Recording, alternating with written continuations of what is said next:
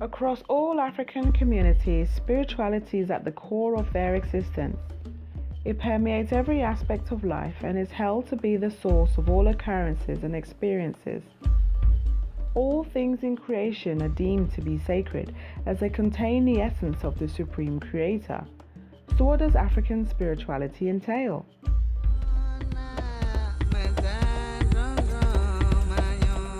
The oldest belief in God in Africa was that God is a mother. Then came changes. There appeared belief in a male God, side by side with the female. The concept of God, the concept of the Creator, the concept of is there even such a thing as the Creator is a big question that humanity has grappled with for many, many thousands of years.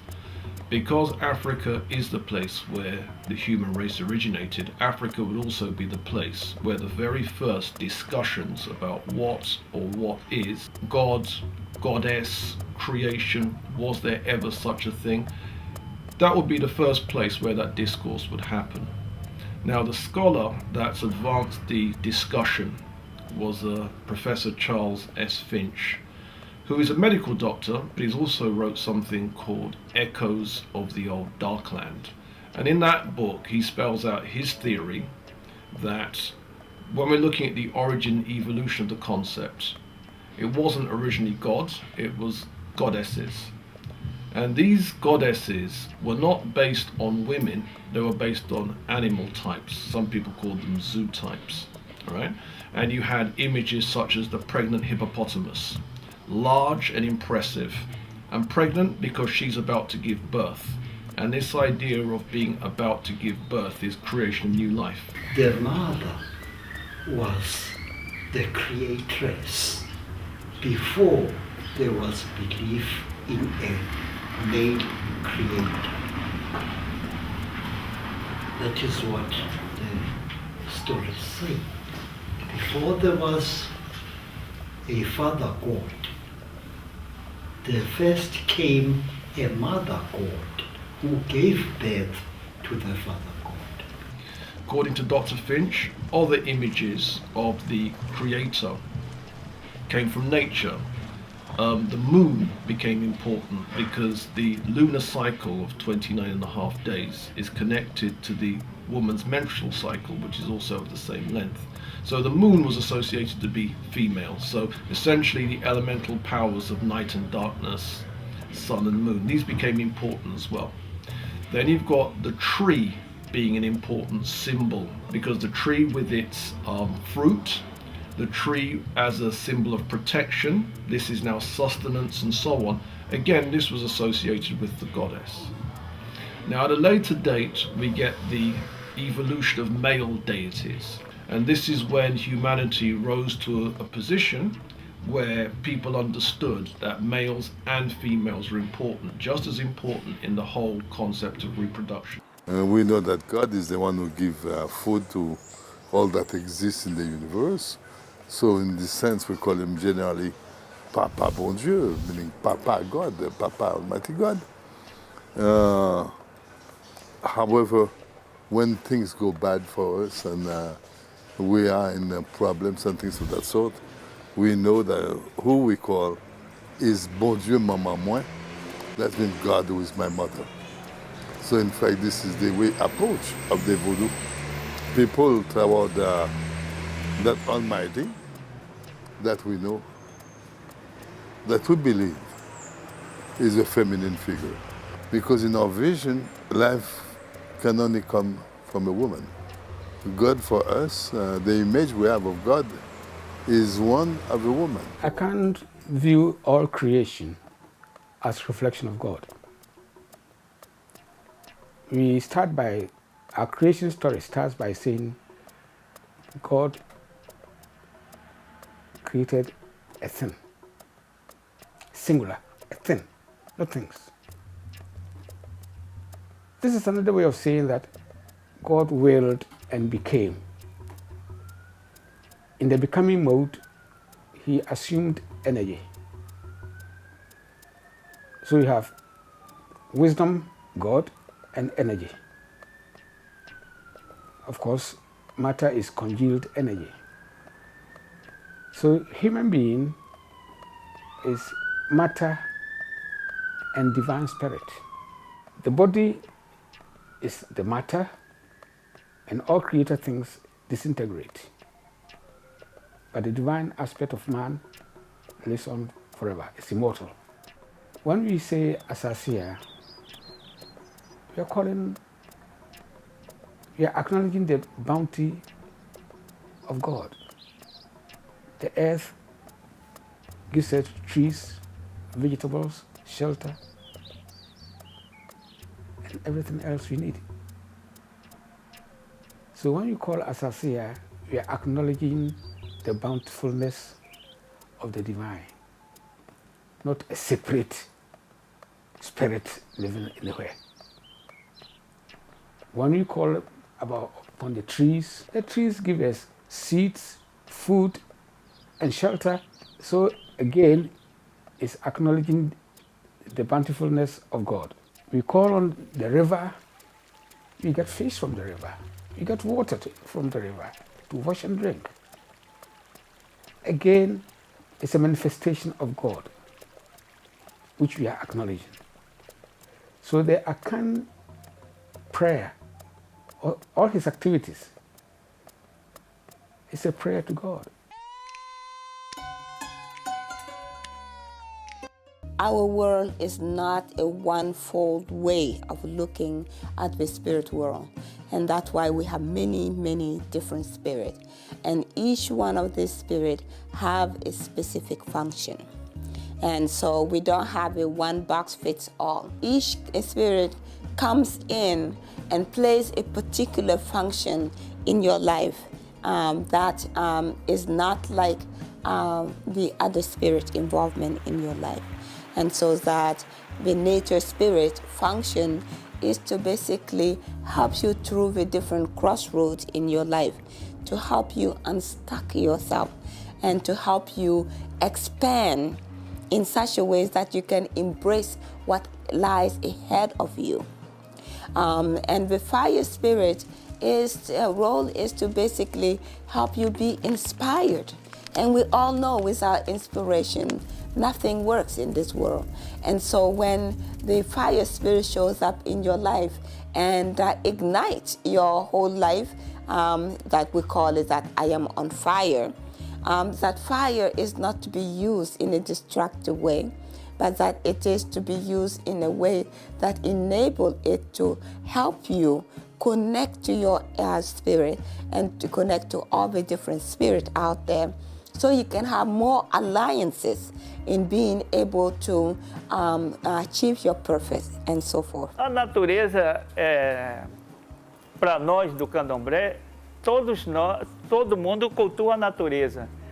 Porque nós cultuamos as árvores, cultuamos a água, cultuamos os fenômenos da natureza como o trovão, o relâmpago, as lagoas, o mar, que cada um dessas coisas que eu falei tem um orixá que protege, tá entendendo? Então, para nós, nós que somos a religião que mais protege a natureza e que é mais ligada à natureza, porque sem a natureza a gente não pode fazer nada. Porque toda a nossa cultura é em cima da natureza. Entendeu? Por exemplo mesmo, ali nós temos dancô, que é uma árvore, temos iroco, que é outra árvore, tem mapaocá, que é outra árvore. Então, tudo nós, assim, as fontes sagradas, todas as fontes são sagradas para a gente. Então, a natureza para a gente é tudo. Sem a natureza, o candomblé não existe.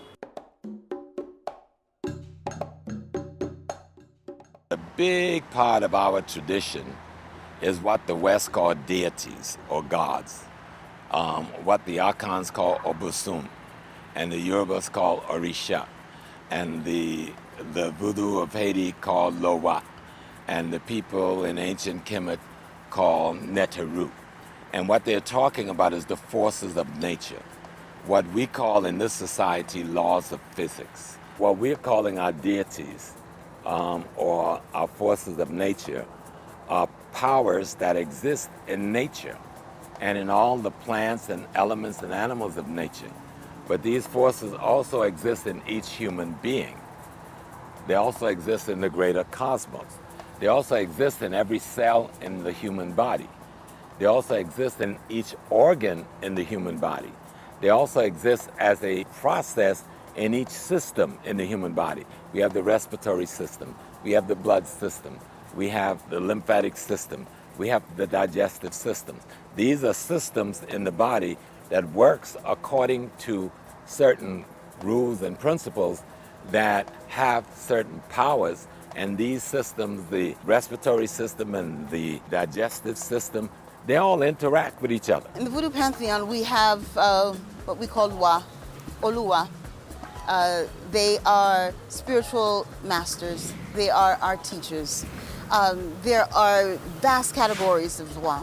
Some of the principal ones are Ogun, Ezuli, the Gede, Dambala, Sogbo. There are a number of spirits that Africans brought with them from places like Benin, Dahomey, from Nigeria, Yoruba land, Igbo land, from Angola, from Senegambia, from all these places. We brought these traditions with us to the Americas. It's broken down in categories in Haiti that does not exist in say, in Dahomey or in Benin. It's broken down in ways that it doesn't even exist in Brazil. We have Rada spirits, which are the older, cooler spirits of Africa.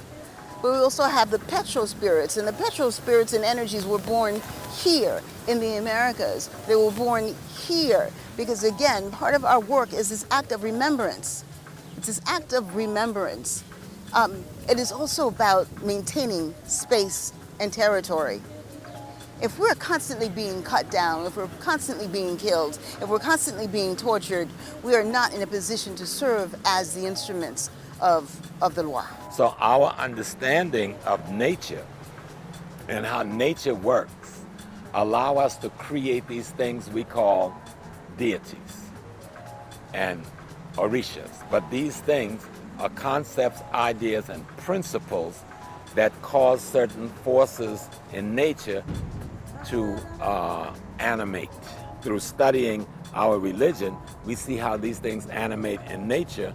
Then we learn to use them to cause them to animate within our own self, starting with our personality to ethical moral training, then to have them by changing your behavior, your belief, your attitude. You also then introduce these forces to the very molecular, cellular structure in your body, because those things cause changes in your body as well, based on the same forces.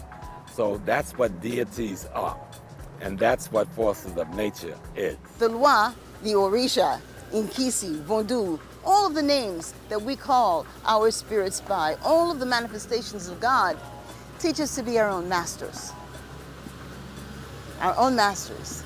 They teach us to be self-sufficient. They teach us to be administrators and governors of our own destinies. These are basic notions that actually have extreme importance and extreme value in the 21st century. The forces of nature are therefore archetypes of knowledge representing aspects of ourselves and our connection with the Creator. They reflect the interconnection between all things, as all originate from the same source.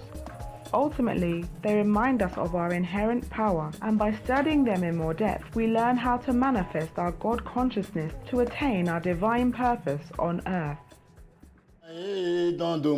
Olha aí, dono do mar. E a ave do campo chora, dono do mar. E olha aí, dono do mar. Olha aí, dono do mar. E a ave do campo chora, dono do mar. E olha aí, dono do mar. E aí, dono do mar. E a ave do campo chora, dono do mar. Olha aí. Segura a onda.